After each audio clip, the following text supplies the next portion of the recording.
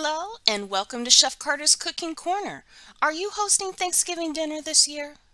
If so, you should consider these guidelines I made for my family gathering as a family consumer scientist. But first, make sure to hit the like button and subscribe for recipes and other helpful hints throughout the year. All right, so to my list. 1.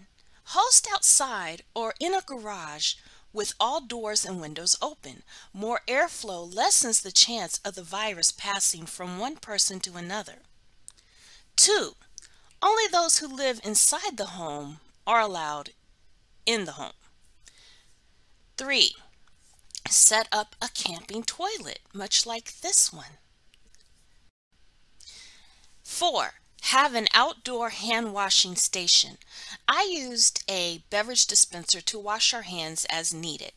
We used our elbows to turn the water off. Remember to place the paper towels up high to avoid contamination. 5. Each family unit should have their own area of the outdoor space.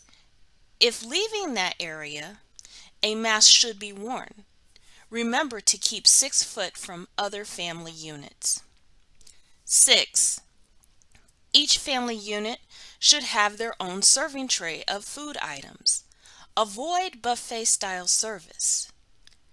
I used these small pans to put the food items in, so each family had their own tray of food. Another option could be to have each family bring their own meal to eat. 7. Plan entertainment and games that maintain physical distance, like using personal electronic devices to play trivia or other games using Kahoot or Jackbox Games, or having a movie outside on a large screen. So these were the guidelines we followed at our family gathering a few months ago to be as safe as possible. Each family member should be aware of their risk level in considering how to meet this Thanksgiving. If there are high-risk members, perhaps hosting via Zoom is best.